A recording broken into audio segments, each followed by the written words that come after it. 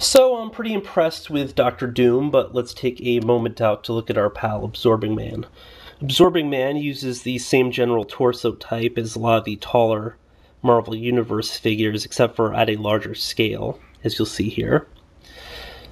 Now mine has a torso issue. I'm not sure if this is with all of them or just a specific error to this one, but as you'll notice, his abs don't quite line up with the pecs here. There's this one line, and then can't get it to go straight either, so minor issue.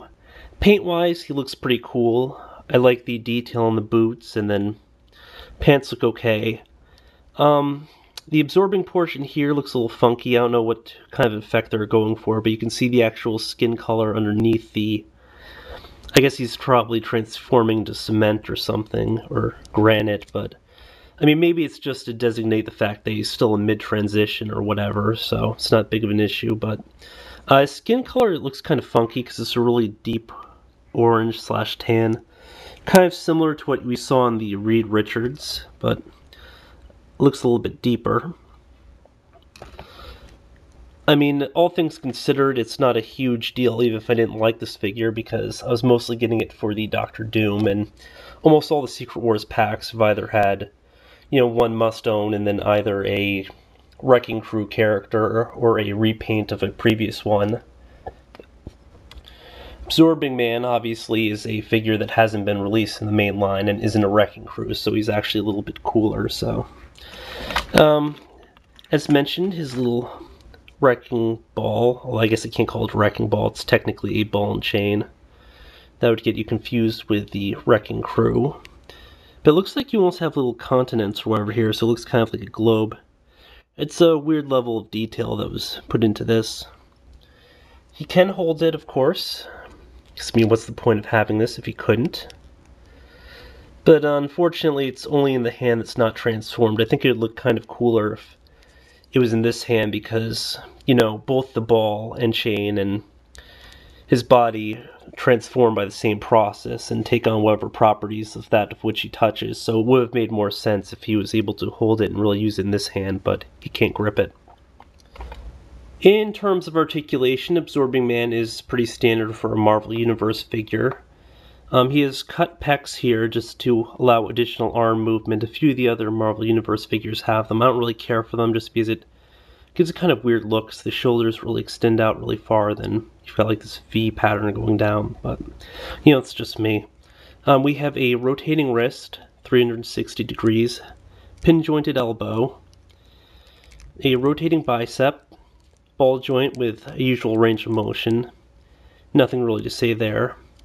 Head goes up a little bit and then slightly down, but it's barely anything. And we'll rotate a full 360 degrees, but it looks really funky from some angles just because of the sculpt.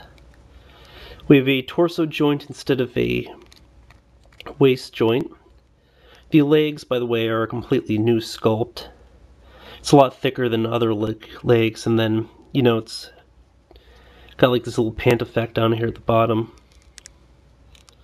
Double jointed knee. Decent range of motion on the leg itself at the hip. He can sit like a lot of the other ones, you know, unlike the more recent ones from these Secret Wars waves. And then the ankle/foot will rotate, but it won't go forward or back. Not a bad figure by any stretch of the imagination. You also notice that he even has little pockets there for the back of the pants. But it's just not a character I'm terribly excited about, although, you know, he's a pretty cool character by a stretch of the imagination. If you want to pose him, I'd recommend probably either doing a crouching pose or something where he's touching something, so you kind of have like a reason for this mid-transformation. So it could be like a rock or some other element you toss in there. A head sculpt, he looks kind of like a cone head, so... I mean, I'm not terribly familiar with how the character looks in the comics, just because the ones that I did read were just the black and white ones, and then I haven't seen him in a ton of appearances. But I suppose he's as good as any other villain to include, even if you'll probably see another Marvel Universe release later on anyway. when they really could have gone with somebody like the Beyonder, who played a pivotal role. And then, I don't know, just a minor qualm, but I mean, good figure. He's a solid pack-in for Doctor Doom. And now let's have a quick look at the Wasp. Wasp played a small, well, I don't know if you'd really call it a small role, but, you know, she had a kind of major reoccurring role. At one point she was sent to check out and see where Magneto and the X-Men's alliances lay, and then she was stranded off by her own for a while, so she had a definite role in the saga. In terms of paint, you know, I mean, the colors are crisp and clear, but there's really no paint detail on the face. I mean, it's just a flesh tone. You don't have even the eyes or anything drawn in. But, you know, as an extra, this is pretty kick-ass, so can't really complain. On the whole, this has probably been my favorite pack so far, just because this Doctor Doom, and, you know, obviously I've been waiting a while for a decent-looking Doctor Doom. The Doctor Doom is pretty incredible. Absorbing Man is definitely a passable figure. I also really like the Ultron Mr. Fantastic pack, even if Mr. Fantastic had a few small flaws, but so far this is definitely my favorite pack in the series, and not just because it's both villains.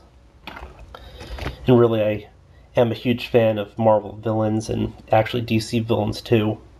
In fact, one of the reasons that I like some of the heroes I do is just because they have cooler villain rosters than other characters. Also, this is a pretty decent highlight comic. This is the one where Doom takes the Beyonder's powers, and in the very last panel he declares that the war is over because he and the Beyonder has won, and now there's no enemy left to fight.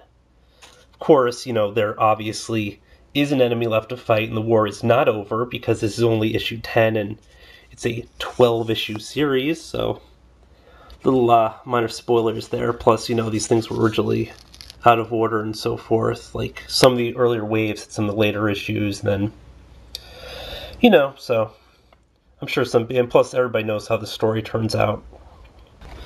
And for action figure buffs, this panel right here depicts Doom as he was originally released in the Secret Wars figure line, which I used to have that figure, but obviously I don't anymore.